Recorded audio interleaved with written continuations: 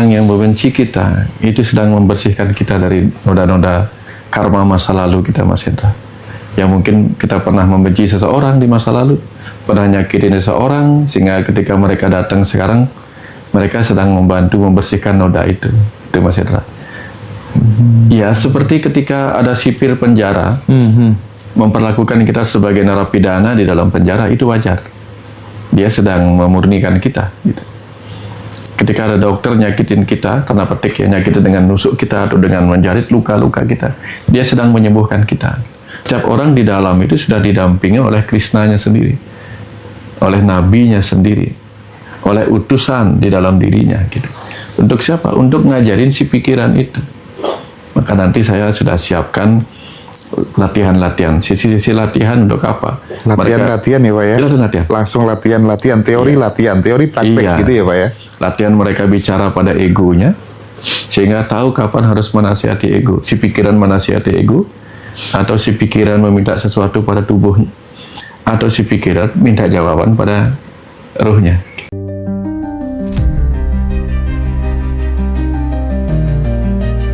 Enlightenment seorang Nabi Muhammad ini kaitannya ternyata sama kemanusiaan gitu.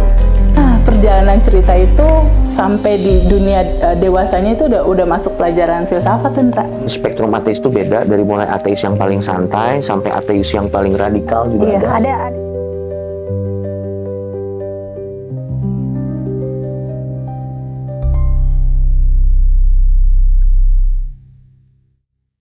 Ketika saya membagi ilmu, menulis buku, yang saya pikirkan itu bukan tentang saya akan menjadi apa oleh buku itu, oleh apa yang saya katakan. Apakah itu kemudian mengangkat derajat saya? Enggak, sama sekali enggak ada. Yang saya rasakan waktu itu adalah saya akan bahagia ketika yang mendapatkan ilmu itu lebih bahagia daripada ketika saya dialiri ilmu itu gitu. Seperti itu Mas Hendra. Ya. Ketika saya dialirkan buku Saat Semesta Bicara misalnya, tepat saat menulis bab per bab tiap malam. Setiap malam saya dikasih satu bab. Setiap tulisan pada saat mengalirkan saya ngetik. Jadi tangan saya ngetik, automatic writing, mata membaca, memastikan tidak ada salah ketik, sambil membaca kata-kata apa yang mengalir. Jadi bukan dikonsep lalu diketik, enggak. Ini ngetik. Ini membaca apa sih dia omongin gitu. Kalau seperti yang di Ubud, di mobil tadi itu, pada saat kemudian dialiri suara itu langsung diketik, diamankan di handphone atau bagaimana? Enggak. Karena sesuatu itu pertama kali itu benar-benar gitu. Teringat benar-benar. Nah, sampai di Ubud baru saya gini kan. Supaya nggak hilang. Gitu.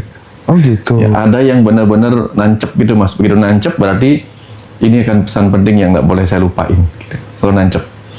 Jadi kalau pesan-pesan sekilas-sekilas itu kan gampang lah. Tapi itu benar-benar dia seperti aliran puisi atau apa gitu. Benar-benar gitu Mas Hendra. Dan saya nggak bisa hilangin. Kan saya nggak kuat kalau lagi ngetik bisa begini, nggak bisa.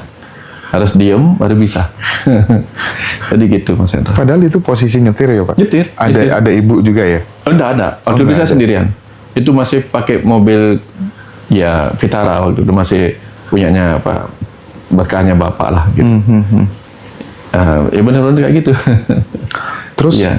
Kalau di itu kan salah satu isinya kan ada yang, dan untuk sedikit sisa terakhir bila masih ada, bukalah pintu surga itu bagi siapapun yang pernah membenci dan memusuhiku. Gitu. Apa yang ingin Pak Wayan sampaikan dengan aliran itu, pesan buat teman-teman semua?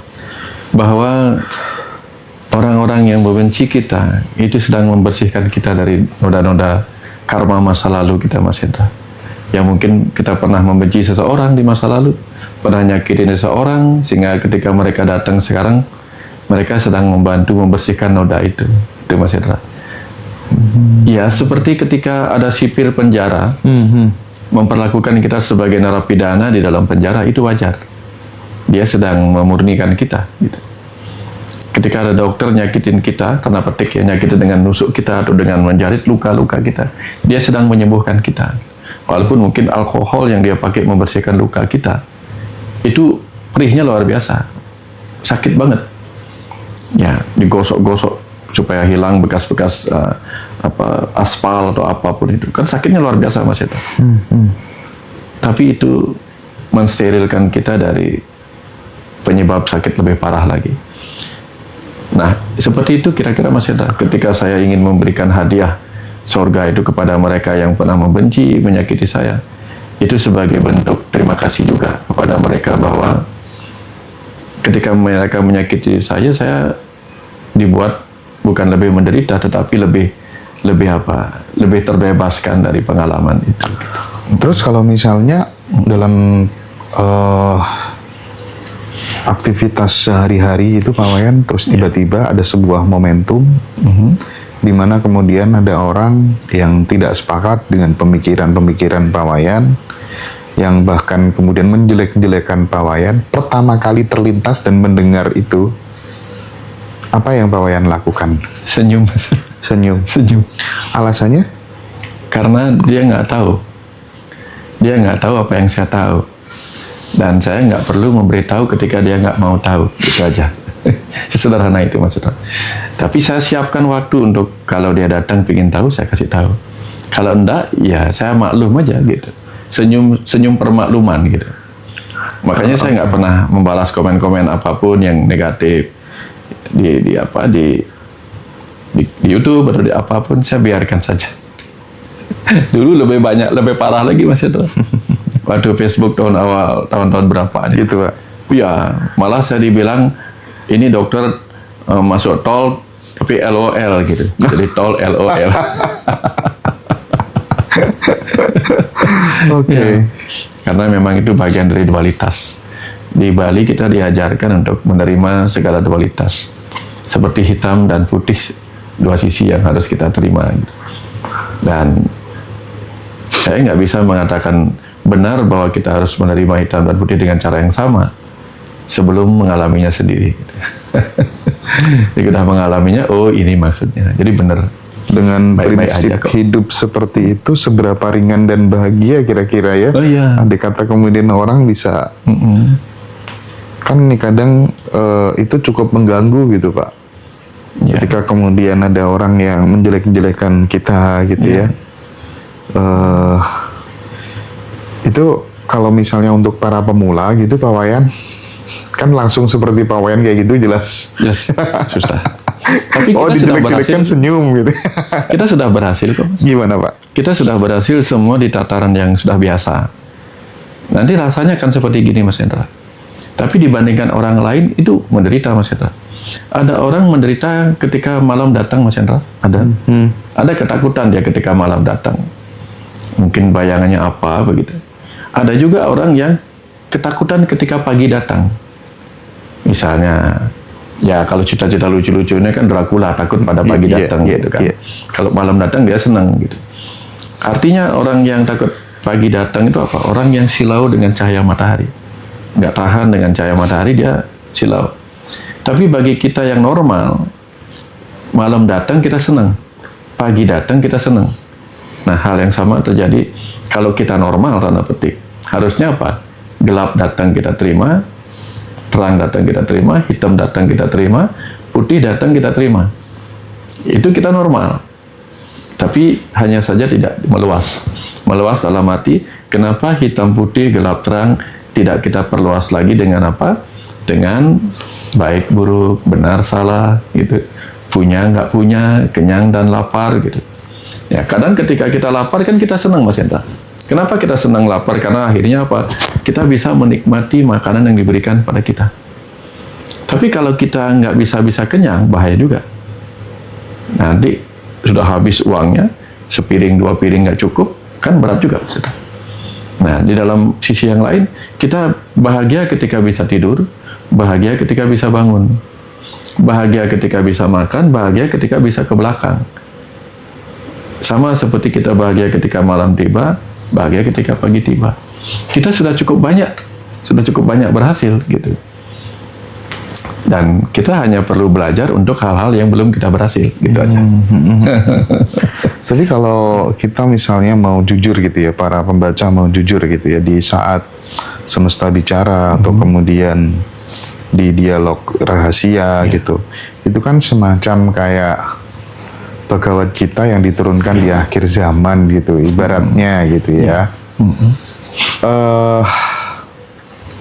bagaimana Pak Wayan memaknai proses turunnya aliran itu gitu, karena kan secara basic Pak Wayan ini sebenarnya bukan penulis gitu dulu, Ya.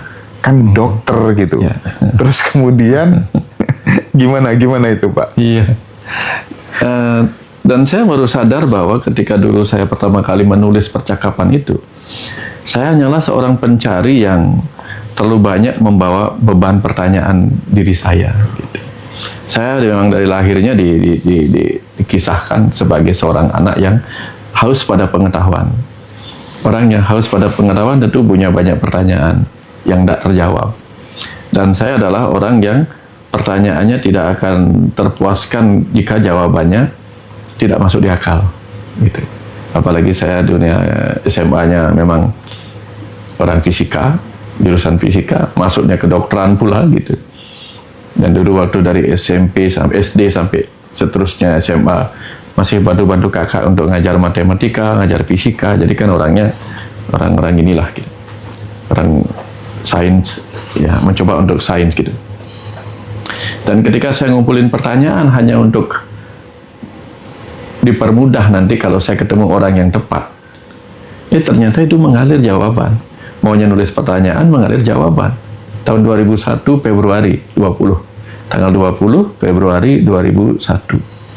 Sejak itu Mas Hendra, sejak itulah saya terus-menerus mengalami automatic writing gitu. Jadi saya tinggal mempertanyakan, nanti tunggu jawabannya ngalir gitu. Itu yang saya selalu dapatkan. Sehingga bagi orang lain ketika nanya, ini referensinya dari mana? Saya susah bilangnya gitu. Susah mengatakannya dari mana gitu. Karena kalau saya katakan referensinya dari alam kan agak aneh juga. Ya, walaupun referensi dari alam itu kan banyak. Contoh, Newton ketika kejatuhan apel. Kemudian Benjamin Franklin ketika main layangan kena petir gitu.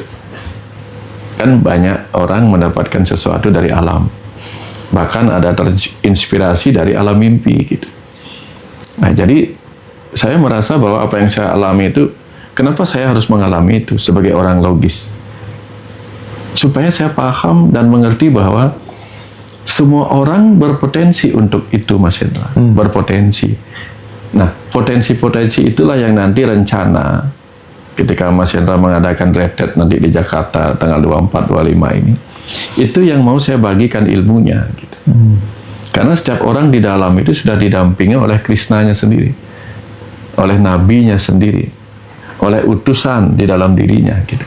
Untuk siapa? Untuk ngajarin si pikiran itu.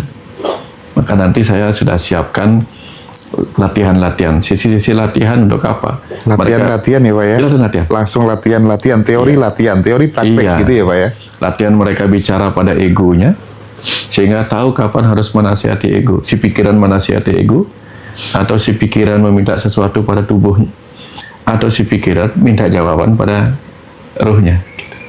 Nah, itu saya sudah siapkan contoh dan latihannya gitu. Harapannya apa? Satu ketika saya sudah ada misalnya, orang akan bisa meneruskan. Ya kalau orang Barat kan menyebutnya self-talk gitu, self-talk lah. Tapi kan semua orang tahu self-talk. Tapi jarang kita praktekkan. Kapan kita bicara pada higher self kita? Kapan kita harus bicara pada inner child kita yang mungkin terluka masa kecilnya dan harus kita hibur gitu.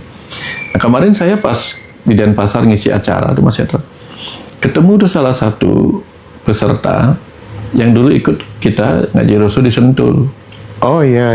Nah, retret yang di Sentul ya? Di Sentul. Dan dia datang karena banyak luka masa kecil yang belum terselesaikan dan itu dia bawa sampai sekarang.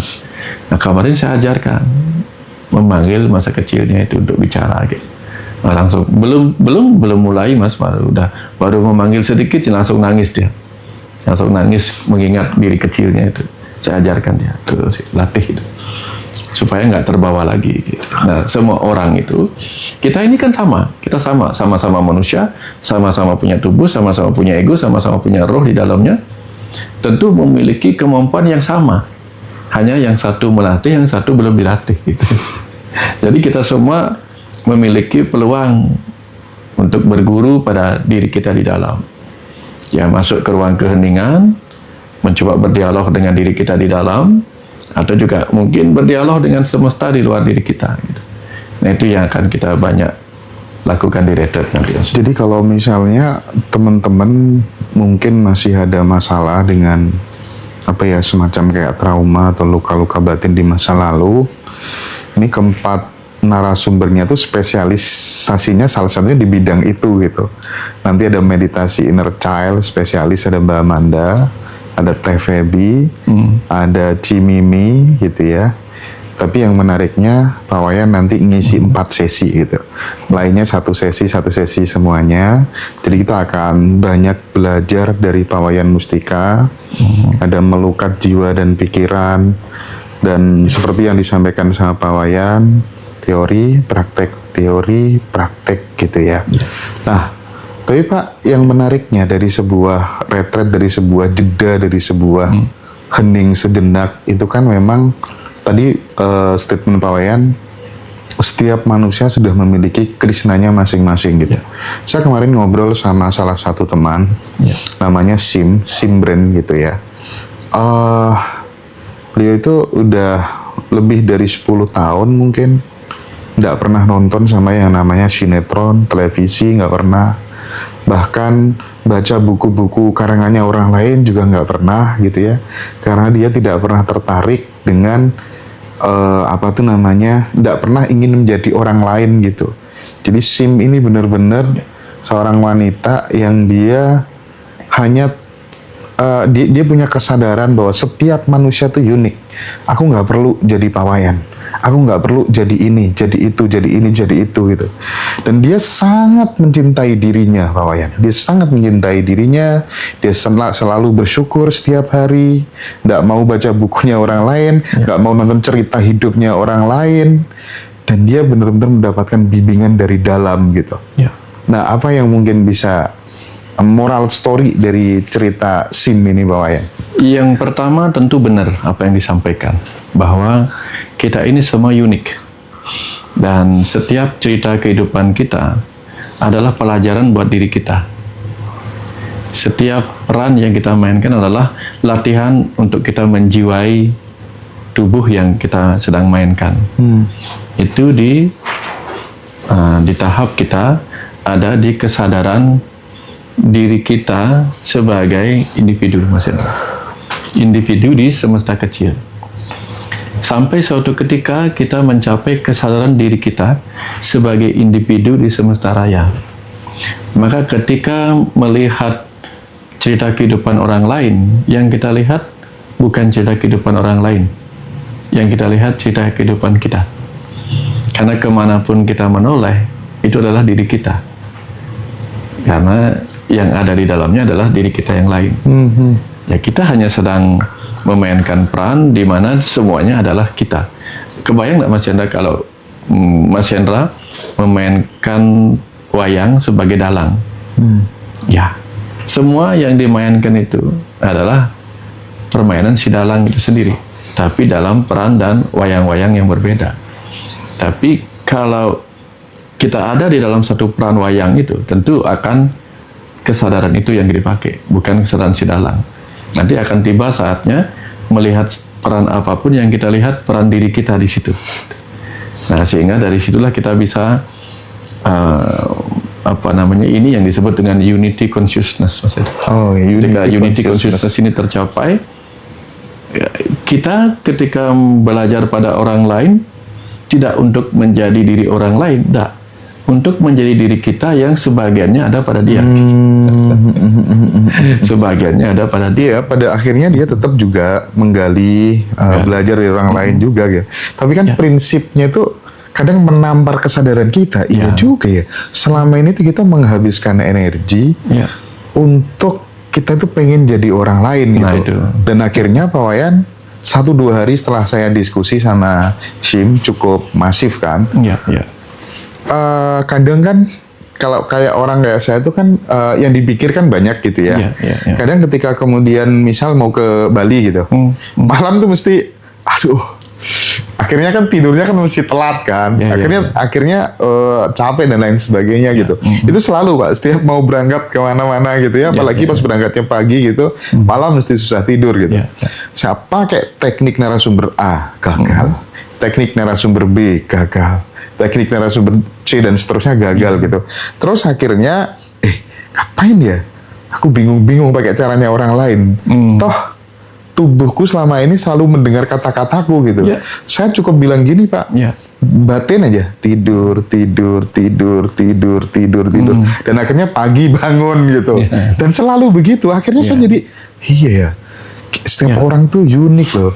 Ngapain juga harus jadi orang lain gitu. Gimana tuh Pak? Persis. Kalau Mas Hendra melihat zebra itu kita tahu bahwa dia bergaris-garis. Iya. Tapi ketika kita memperhatikan, tidak ada satupun garisnya yang sama antara zebra satu dengan zebra lain. Iya. Dia unik dengan sendirinya gitu. Bahkan ketika satu pohon ada jutaan daun, setiap daun itu tidak sama dengan yang lainnya, satu pohon. Nah, ini tentang keunikan. Makanya seperti Mas Hendra cerita tadi, ini semua jari, tapi ini jari tengah, jari telunjuk, ibu jari, tidak ada yang sama, sebutannya beda-beda gitu. Kalaupun dia sama, ini namanya jari tengah, tangan kiri, jari tengah, tangan kanan, selalu ada yang membedakan mereka. Nah, sama dengan itu. Ketika kita belajar kepada orang lain, kita hanya ingin mengenal diri kita yang ada pada level yang ini. Tapi tetap kita nggak boleh menjadi dia, gitu. Nggak boleh menjadi dia. Karena kita hanya mengumpulkan rasa, pengetahuan, pengalaman dari diri kita sendiri. Saya jadi ingat dengan cerita seorang biksu. Biksu itu menceritakan banyak hal tentang perjalanan penemuan dengan Tuhan gitu.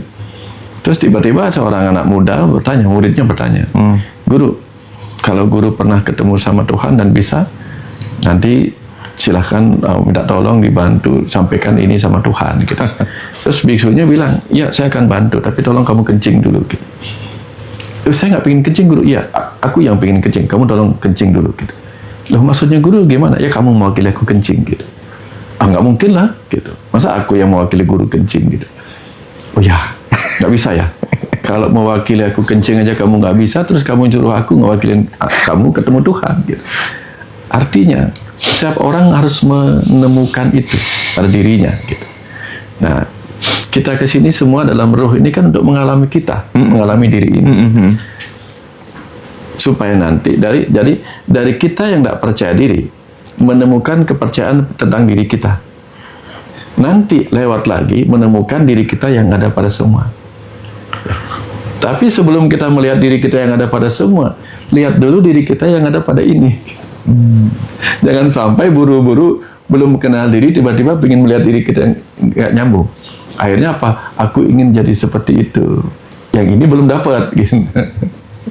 Nah, boleh saja kita menjadi Christopher Reeve ya namanya, yang kemudian menjadi Superman di film itu. Tapi dia tetap harus jadi Christopher Reeve dulu sebelum jadi Superman gitu.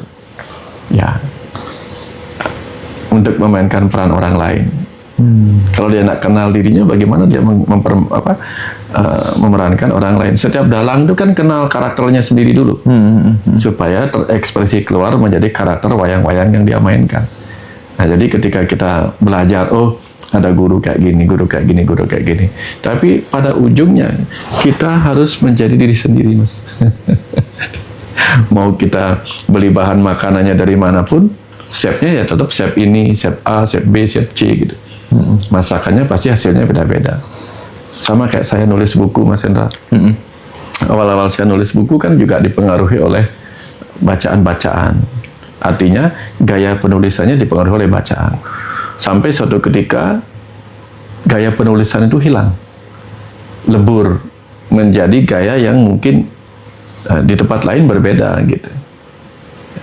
Bahkan ketika menulis dialog spiritual, dialog rahasia sekarang, orang menyangka saya habis baca buku Conversation with God.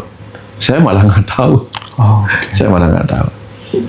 Mungkin ada kemiripan bagi orang yang sudah membaca gitu, tapi saya nggak pernah. Nah, seperti itu Mas Hendra. Oke, Pak.